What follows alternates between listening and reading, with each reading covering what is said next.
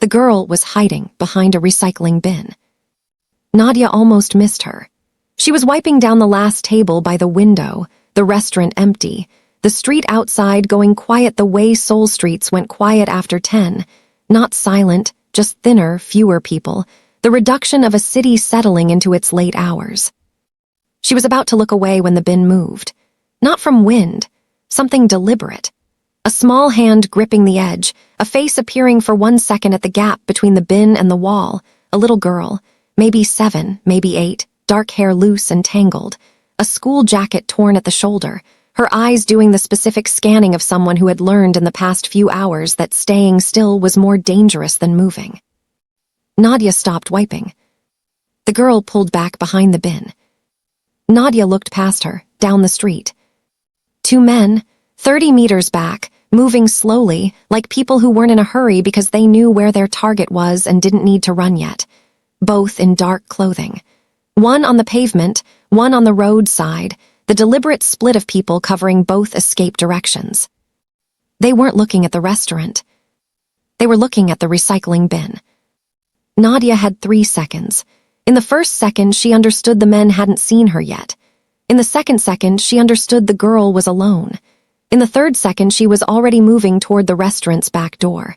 If you have ever had 3 seconds to decide whether to walk past something or walk toward it, comment the word 3 below.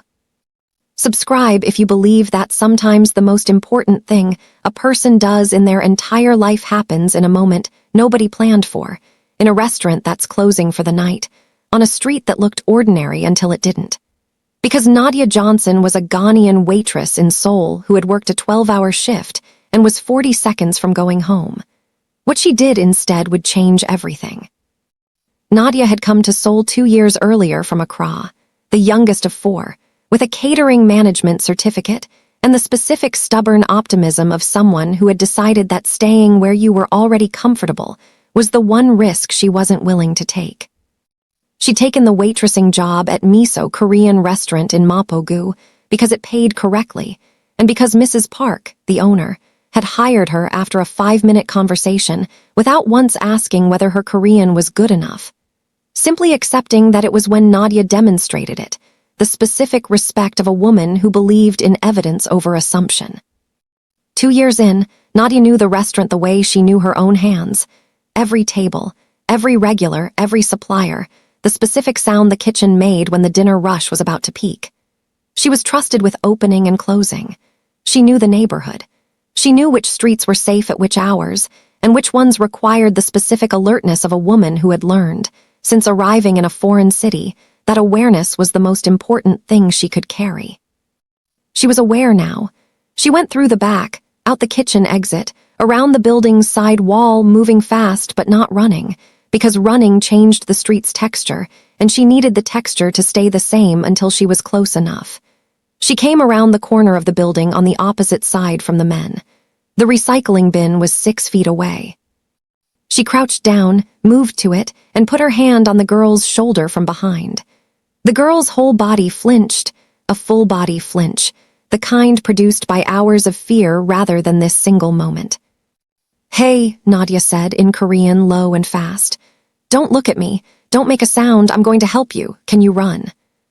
A pause, then the smallest nod she'd ever seen. "On 3, we go through the kitchen door behind us. Don't stop. Don't look back." She risked one glance around the bin. The men were 20 meters now, still slow, still watching. One of them had a phone to his ear. 1, 2. She didn't say 3. She picked the girl up and ran. The girl weighed almost nothing, which was the only reason it worked. Nadia through the side alley, back to the kitchen door she'd left on the latch, through it, into the kitchen heat and the smell of oil and the startled sound of a mop hitting the floor as the kitchen hand. A teenage boy named Junho, who was supposed to have left an hour ago, spun around. "Lock the front," Nadia said. "Now, don't ask." Junho locked the front. Nadia set the girl down on the kitchen floor beside the prep station and crouched in front of her. She was 8 at most, probably younger. The school jacket had a name tag that said Kang Minjae in careful Korean letters, the kind a parent had written, not a child. Her face was the specific blank of a child who had used up their capacity for visible fear and arrived at something quieter and more dangerous on the other side of it. "Yuna," Nadia said. The girl's eyes focused. She knew her own name at least. Are you hurt? A head shake. Those men outside, do you know them? They were at our house. When? When Mama, she stopped. Her face did something that Nadia recognized immediately and felt in her chest before the sentence arrived. When Mama fell down and didn't get up. Nadia stayed very still. When did Mama fall down, Yuna? Today, the girl said. This morning. Outside, something moved against the restaurant's front door. Not a knock, a pressure. The specific testing of a handle by someone who didn't want to announce themselves. Junho looked at Nadia. Nadia pulled out her phone and called 112. I need police at Miso Restaurant Mapogu Dongjioro. She kept her voice flat and clear. The specific register she'd learned produced faster response than panic. 2 men are attempting to enter my restaurant. I have a child with me whose mother may have died this morning in suspicious circumstances. The men may be connected. She paused. Please hurry. The handle stopped moving. Then a knock, hard, 3 times. Then a voice in Korean, calm and wrong. We're looking for a lost child. Her father sent us. Nadia looked at Yuna. Yuna's face said everything about what her father had and hadn't sent. Her father sent you, Nadia said loudly through the door, still on the phone with the operator. Then her father can come himself. Footsteps moving away from the door, not leaving, repositioning. They're going to the back, Junho said. Nadia picked Yuna up again. Back through the kitchen, toward the front. If they were going back, the front was the only option, and the patrol car she needed was either coming or it wasn't, and she was going to find out on the street, not in a kitchen. She unlatched the front door and walked out. The street hit her with its late-night Seoul air, the sound of a distant intersection, a taxi passing 2 blocks down. No patrol car yet. She walked fast, left, away from the direction the footsteps had gone. Yuna's face pressed against her shoulder. The girl's arms locked around her neck with the grip of someone who had decided, somewhere between the recycling bin and the kitchen, that this particular adult was the one she was going to hold on to. 20 meters. 30. She heard them before she saw them, running now, the sound of it behind her, the specific sound of the slow pace becoming something else because she'd come out the front and they'd lost the angle. She ran. Yuna held on. The patrol car came around the corner ahead of them with its lights on, not sirens, just the sweep of the rooftop bar, and Nadia ran toward it waving one arm, the other holding Yuna, running straight at a patrol car in the middle of a Seoul street at 10:15 p.m. because it was the only thing between her and whatever was behind her. The car stopped. 2 officers out. The men behind her stopped too. Then one of them turned and ran, and the other stood still for exactly 1 second. The second of a man calculating whether he could still make this into something explainable, before the officer closest to him made the calculation unnecessary. Nadia stood on the pavement breathing hard, Yuna still attached to her neck, and watched the second man get put against the wall of a convenience store while the other officer came toward her. Are you hurt? The officer said. No, Nadia said, but she is, not physically. She looked at the officer steadily. Her mother may have died this morning. These men were at her house when it happened. She needs a station, not a street. The officer looked at the girl, at the torn school jacket, at the name tag. Kang Yuna, something moved in his expression that was more than professional recognition. Kang, he said, is her father Kang Minjae? Nadia didn't know the name yet. She would know it very well very soon. I don't know, she said. I found her hiding behind a recycling bin outside my restaurant. Those men were tracking her. She looked at them, one against the wall, one already in the back of the patrol car. I don't know who her father is, but whoever he is, someone wanted to use this child to get to him. The officer was already on his radio. 20 minutes later, at Mapo police station, in a waiting room where Yuna had finally fallen asleep against Nadia's arm on a plastic chair, the station door opened, and a man came through it, the way men came through doors when they had been told something on the phone that made the distance between themselves, and a specific room the only thing in the world that mattered. He was tall, dark suit, the specific dishevelment of someone who had been composed, until a phone call had ended composition entirely. His eyes found Yuna first, unconscious sweep of the room, immediate lock on the sleeping child, and something in his face broke and reformed in the space of a single second. He crossed the room. He crouched in front of the chair. He put his hand on Yuna's face the way people touched things they had been afraid they would never touch again. Yuna opened her eyes. "Appa," she said, one word. The word children said when the thing they had been waiting for had finally arrived. Detective Kang Minjae held his daughter and didn't say anything for a long time. When he finally looked up, he looked at Nadia. She was still sitting in the plastic chair. Same spot. Coffee she hadn't drunk going cold beside her. 12-hour shift behind her, the specific exhaustion of someone who had spent the last 2 hours running on something other than energy. "You found her," he said. "She found me," Nadia said. "She was hiding outside my restaurant. I saw her through the window." She paused. "I also saw the men behind her." Kang Minjae looked at her for a long moment. The look of a detective processing information and the look of a father processing something that had no category, simultaneously, in the same face. "The men in custody," he said. "2 of them," Nadia said. "One ran. The patrol car caught him at the end of the block." "Do you know who they are?" he said. "No," she said. "But your daughter said they were at your house this morning. When her mother—" She stopped, looked at him carefully. "When her mother didn't get up." Kang Minjae's face went very still. The stillness of a man receiving a confirmation of something he had already known, and had been driving toward this building to have confirmed. "My wife," he said, "was not supposed to die this morning." He said it quietly and precisely, and Nadia understood. In the specific way she understood most things, through close attention to what people said and didn't say, in the same way she'd understood a little girl hiding behind a recycling bin before the girl had said a word. That was not supposed to die meant something different in this man's mouth than it meant in ordinary language.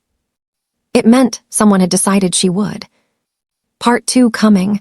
What Kang Minjae tells Nadia, what the men in custody reveal, and how a waitress who closed a restaurant becomes the key witness in a case a detective has been building for 2 years. The station was quiet now. Yuna had fallen back asleep across 2 plastic chairs pushed together, her father's jacket folded under her head, her small chest rising and falling with the specific deep rhythm of a child whose body had finally decided that sleep was safer than anything else available. Kang Minjae sat across from Nadia at a small table in the corner of the waiting room. Someone had brought tea. Neither of them had touched it. He told her about his wife first. Her name was Jae-young, 36 years old, a kindergarten teacher who had been packing Yuna's school bag this morning when 2 men had come through the front door of their apartment in a way that front doors were not meant to be opened. She had told Yuna to run. Yuna had run. Jae-young had not. He said it simply, not the way people performed grief. The way people stated facts they had not yet found the full weight of, because the full weight would destroy their ability to function, and functioning was the only thing currently protecting their daughter. Nadia listened and did not rush him through any of it. "I've been building a case for 2 years," he said, "against a gang operating out of 3 districts in Seoul, trafficking, extortion, contract violence for hire." He looked at his hands. "I was close. 3 weeks from filing, they knew it." He paused. "I didn't think they'd go this far. I thought they'd come for me directly." "They went for what would hurt you more," Nadia said. He looked at her. "Yes," he said, "and what would stop you fastest? A man can keep working through a threat to himself, a threat to his family." He stopped.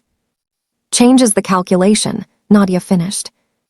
He was quiet for a moment, studying her with the specific attention of a detective assessing a witness, and then something in the assessment shifted into something more human.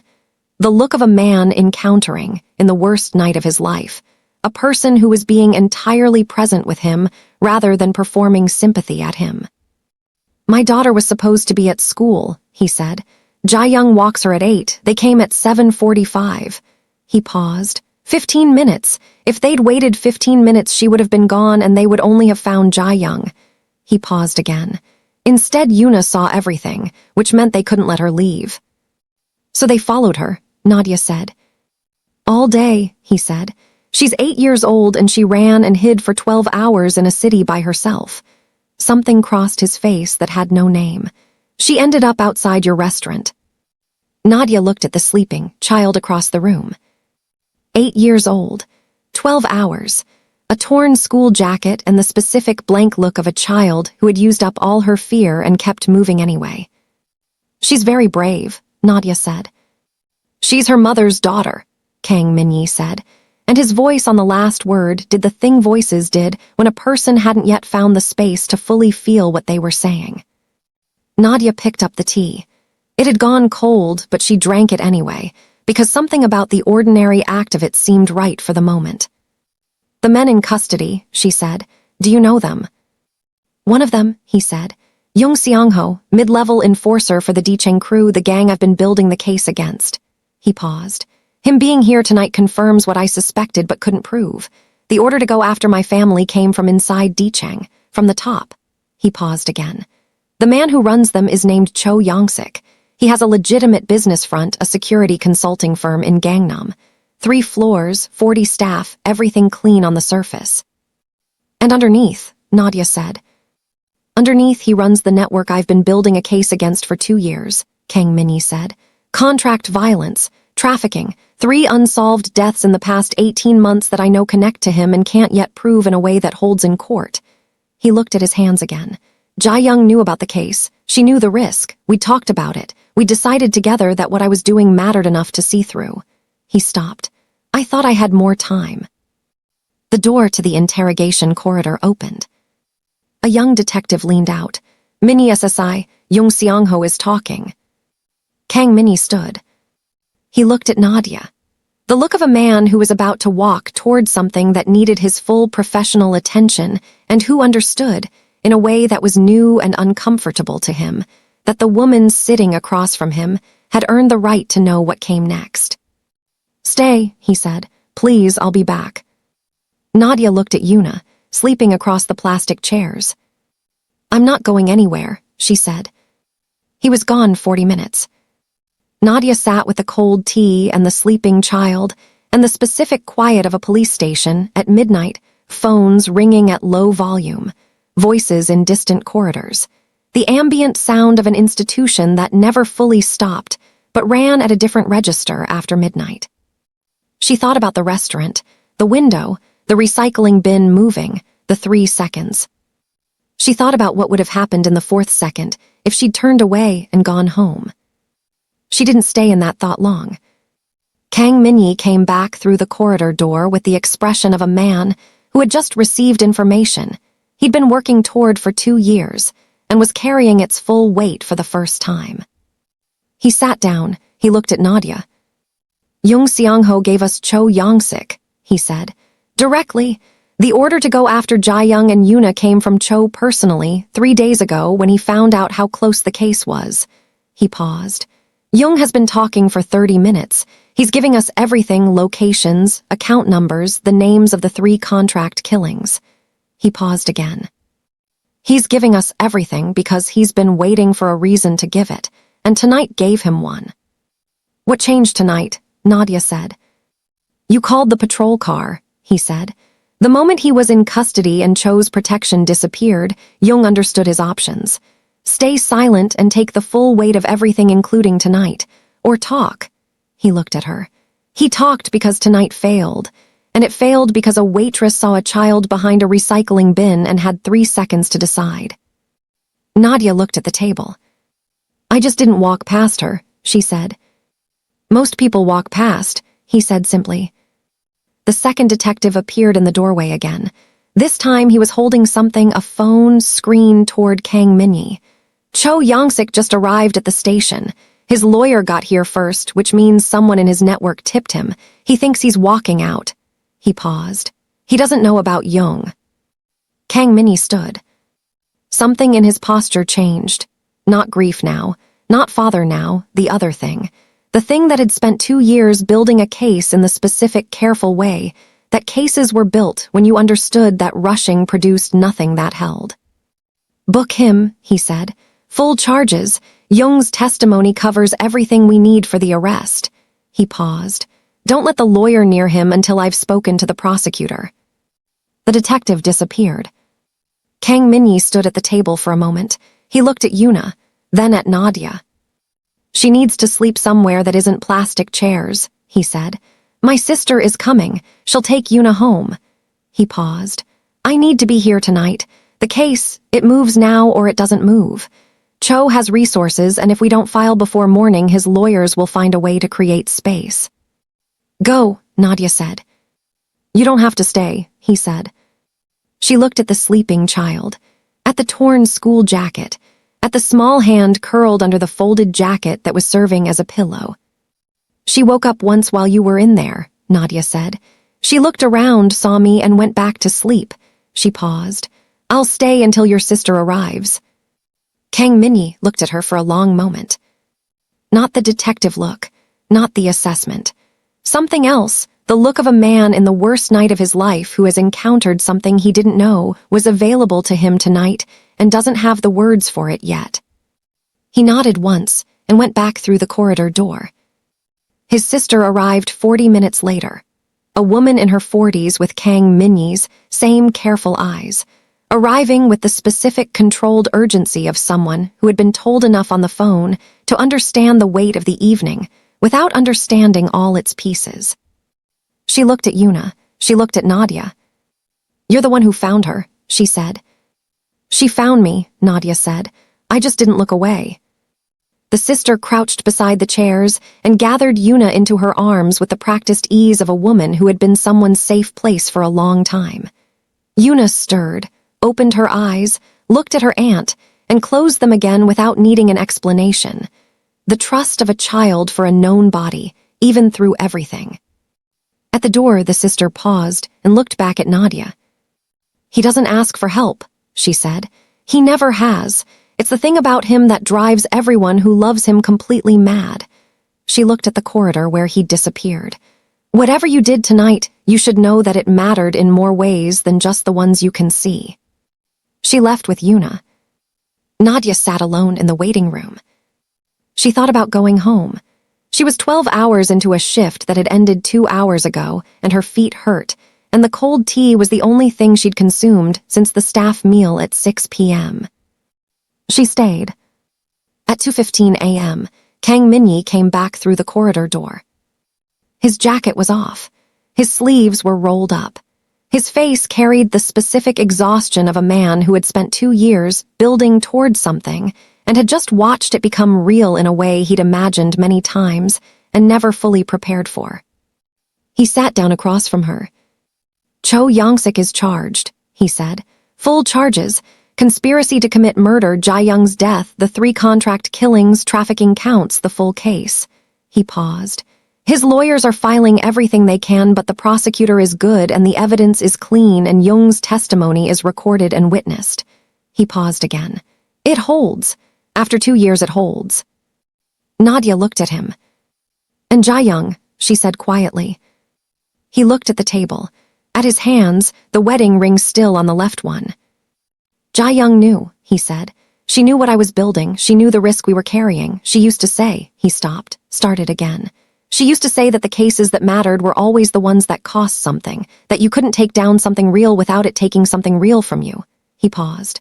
"I used to argue with her about that, tell her she was being too dramatic." His voice on the last 2 words carried something quiet and permanent. She wasn't being dramatic. Nadia didn't say anything. Sometimes the right thing was to not say anything. He looked up from the table. "You've been here for 3 hours, in a police station waiting room, after a 12-hour shift, because my daughter looked comfortable." "She was comfortable," Nadia said. "Children sleep better when they're not alone." "Why?" he said. The same question in his voice that Han Jisoo had asked at table 7, that every person asked eventually when they encountered something they hadn't expected to be offered. "You didn't know her. You didn't know me. You closed a restaurant and saw a child and made a decision and then just kept making it." Nadia looked at the plastic chairs, where Yuna had been sleeping. "In Accra," she said, "I grew up on a street where everybody's children were everybody's children. You didn't walk past a child who needed something, not because someone told you not to, because you just didn't." She paused. "I've been in Seoul 2 years. I love this city, but sometimes I think I brought that street with me, and tonight I was glad I did." Kang Minjae looked at her for a long moment. She's going to want to see you, he said. Yuna, when she's ready, when some of this has, he stopped. She's going to remember who held on to her when she needed it. I remember who held on to me, Nadia said.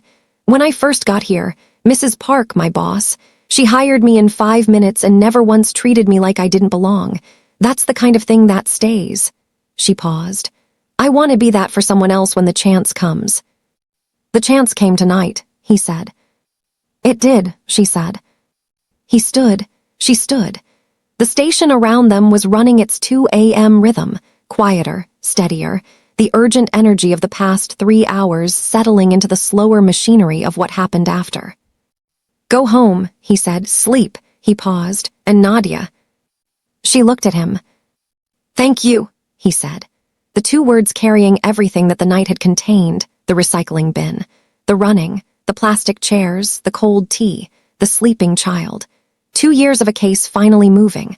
1 life ended and 1 case closed, and 1 little girl who had survived a 12-hour ordeal in a city by herself, because she'd kept moving until she found a restaurant window with light behind it, and a woman on the other side who looked up at the right moment. Take care of her, Nadia said. I will, he said, for the rest of my life. She walked out of the station into the Seoul night. 3 a.m., the city running its quietest shift, a taxi at the corner waiting. She got in and gave her address and sat back and felt the full weight of 12 hours of waitressing and 2 hours of something else entirely settle into her bones all at once. Her phone buzzed, unknown number, a text. This is Kang Minjae. I got your number from the statement record. I wanted to say one more thing before you sleep. Yuna woke up in the car and asked my sister where the lady with the nice voice went. My sister said she'd gone home. Yuna said, tell her I said thank you for not walking past. I don't know how she knew that was the right thing to say, but she knew. Nadia read it twice. Then she looked out the taxi window at the Seoul streets moving past. The city she had chosen 2 years ago from the other side of the world, because staying comfortable had felt like the one risk she wasn't willing to take.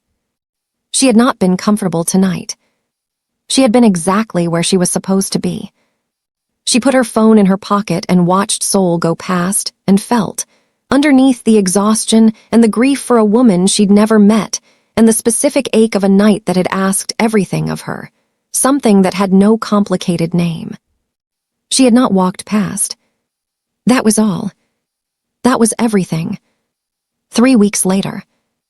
Nadia was wiping down table 4 when the restaurant door opened at 2 in the afternoon. The slow hour, between lunch and dinner, when miso ran at half capacity and the street outside was ordinary. She looked up. Kang Minjae stood in the doorway holding Yuna's hand. Yuna was in a clean school uniform, hair properly done, a small backpack on her shoulders. She looked different from the child Nadia had carried through a kitchen at 10 p.m., not unrecognizable, but restored somehow, the specific restoration of a child who had been in darkness and had been carefully, consistently brought back toward light. She looked around the restaurant. When she found Nadia, her face did something uncomplicated and complete, the smile of a child who has been looking forward to something and has just arrived at it. She let go of her father's hand and walked across the restaurant with the confidence of someone who had decided this was a safe place before she'd even entered it. You're the lady from that night, she said. I am, Nadia said. Appa said I could come and say thank you properly.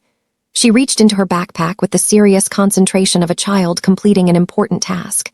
She produced a drawing, crayon, careful, a figure in a yellow uniform holding hands with a much smaller figure, the 2 of them mid-run, the lines slightly wobbly in the way children's lines were wobbly when they were drawing something they actually remembered rather than something they imagined. I drew this. It's us, running.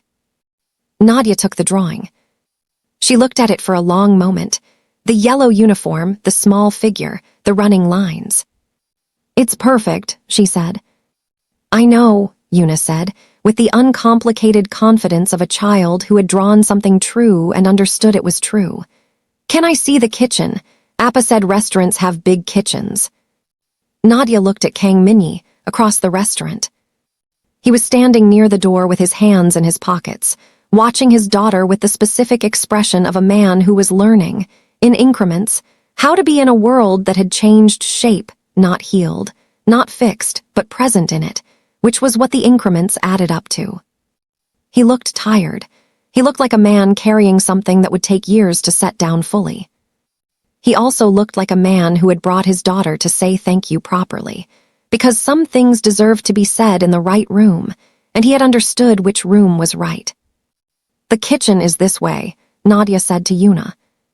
She took the small hand. She walked her through the swinging door into the kitchen, where Mrs. Park was prepping the evening vegetables, and Mrs. Park looked at the child with the immediate warm attention of a woman who had been running a restaurant for 22 years, and understood that some visitors were just visitors, and some visitors were something else. "Are you hungry?" Mrs. Park said. Yuna looked at Nadia for permission. Nadia nodded. "Yes, please," Yuna said. Mrs. Park smiled and began making something small and warm, the specific domestic certainty of a person who communicated care through food, and Yuna climbed onto a kitchen stool and watched with her elbows on the counter and her chin on her hands, entirely absorbed, entirely present. Nadia went back to the dining room. Kang Minjae was standing at the window, looking at the street outside. The same street. The recycling bin still there on the corner, ordinary in the afternoon light, giving nothing away. She stood beside him. "How is she?" Nadia said. "Sleeping better," he said. "Having nightmares still. The child psychologist says that's right for now, that the nightmares mean she's processing rather than burying. That burying is the one to worry about." He paused. "She asks about her mother every day. I answer every question. My sister said don't do that, it'll make it worse. But Jae-young always said," he stopped.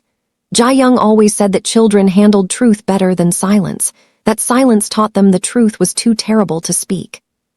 He looked at the window. "So I answer everything, every question, however many times she asks." "She's right," Nadia said. "Jae-young was right." He looked at her. "She would have liked you," he said. She had a way of recognizing people immediately. Not judging, recognizing. She could tell in the first minute of meeting someone who they actually were underneath whatever they were presenting." He paused. "She would have seen you the way I see you now, which is," he stopped, looking for the word. "The lady from that night," Nadia said. He looked at her steadily. "No," he said. "Not that. Someone who brought an entire street with her from a city on the other side of the world. And when the moment came, the street was there." She looked out the window at the ordinary Seoul afternoon. She thought about Accra, about the street where everybody's children were everybody's children, about her mother standing in a doorway watching the neighborhood, the way neighborhoods were watched when everyone in them understood that watching was its own kind of love. She had brought it with her, all of it, across an ocean and 2 years and a 12-hour shift and 3 seconds by a restaurant window. "Cho Young-sik," she said, "the trial." 8 months, he said. "The prosecutor says it's clean. Jung's testimony, the financial records, the case files, all of it holds." He paused. "It's going to hold." He said it the way he'd said for the rest of my life in the station at 2 a.m., with the weight of a man who had decided something permanent and was going to carry it permanently. From the kitchen came the sound of Yuna laughing at something Mrs. Park had said. Both of them turned toward the sound involuntarily, the way people turned toward warmth. Kang Minjae's face did the thing it had done in the station when he'd crossed the room and crouched beside his sleeping daughter. The break and the reformation in a single second, the specific grief and the specific love occupying the same expressions simultaneously, neither one canceling the other. "She sounds like Jae-young when she laughs," he said quietly. "The exact same." He stopped. "I didn't know that until last week. I'd never noticed. You live with someone for 9 years and you don't notice the way your daughter inherited the laugh." He paused. "Now I notice every time, every single time." Nadia stood beside him at the window and didn't say anything. The afternoon moved through the restaurant around them, the quiet between lunch and dinner, ordinary and continuous and entirely sufficient. After a while he said, I'm going to be at the station for the next several months, the trial preparation. It's going to be, he paused. It's going to ask a lot. He looked at the window. My sister is taking Yuna on school days. In the evenings, I pick her up. We eat together. She does homework. I try to be the steady thing while everything else is still moving. You are the steady thing, Nadia said. You were steady in that station at 2 a.m. with everything you just received and everything you still had to do. That's not nothing. That's the whole thing. He looked at her. I'm going to come back, he said. To the restaurant, is that, he paused, is that all right? Nadia looked at the recycling bin on the corner. At the street that had been ordinary until it wasn't, and had gone back to being ordinary, and would stay ordinary unless something happened again, and might stay ordinary for a very long time. The kitchen is open, she said, and Mrs. Park makes enough for whoever comes. He almost smiled. Not quite, but the edges of it were there. From the kitchen, Yuna called. Appa, she made tteokbokki akbaki and it's so good. Can we have dinner here, can we please? Kang Minjae looked at Nadia. Can we, he said. Table 4, Nadia said, the one by the window, the one that had been empty when she'd looked up and seen the bin move and the small hand gripping the edge. It's available. He went to the kitchen doorway to tell Yuna they were staying. Nadia went to set table 4. She placed the water cups, folded the napkins, arranged the settings with the care she brought to every table, the specific care of someone who understood that a table set correctly was its own kind of welcome, that it said, before a single word was spoken, you are expected here, you belong here, this space is ready for you. She stood back and looked at it. Table 4, window seat. The recycling bin visible on the corner in the late afternoon light, ordinary and gray and giving nothing away. 3 weeks ago, she had looked through this glass and seen a child hiding and had 3 seconds to decide. She had decided. Everything that followed had followed from that. The running, the kitchen door, the patrol car, the station, the cold tea, the sleeping child, the drawing in crayon of 2 figures running with wobbly lines. And now table 4. Set for dinner. A father and a daughter and the specific ordinary miracle of a meal eaten in a safe place by people who had needed one. Yuna came out of the kitchen first, Kang Minjae behind her with his hand on her shoulder, and she went straight to table 4 and climbed into the window seat with the confidence of a child claiming her preferred position. And she looked out at the street and then back at Nadia with the specific happiness of someone who had found something real and knew it. I like this table, she said. It's a good table, Nadia agreed. She brought the menus. She brought water. She went to tell the kitchen they had dinner for 2, and Mrs. Park looked at her over the vegetable prep with the expression of a woman who had been running a restaurant for 22 years and knew the difference between a customer and something else. Set a 3rd place, Mrs. Park said. Nadia looked at her. You've been on your feet since 8, Mrs. Park said. Sit down and eat with them. She went back to the vegetables. The restaurant can manage itself for 1 hour. Nadia stood in the kitchen doorway for a moment. Then she went and got a 3rd plate. She set it at table 4, beside the window, beside a father who was learning to be the steady thing and a daughter who laughed exactly like her mother. She sat down. Outside, Seoul moved through its late afternoon, continuous and indifferent and entirely beautiful in the specific way of cities that didn't pause for individual stories, but contained all of them anyway. Every loss, every decision, every 3-second window in which a person looked up from what they were doing and chose not to walk past. Inside, at table 4, 3 people who had found each other on the worst night of 2 of their lives ate dinner in a window seat, while the afternoon turned toward evening. It was not a happy ending. Jae-young was gone and would stay gone, and the grief of that was real and permanent, and would reshape the lives around it for years in ways nobody could fully predict. But it was something. A table set before anyone arrived. A child who had kept moving for 12 hours and found a lit window. A woman who had brought an entire street with her from the other side of the world. It was something real, and it was enough, and it was exactly what it was, which was the most any evening could honestly be.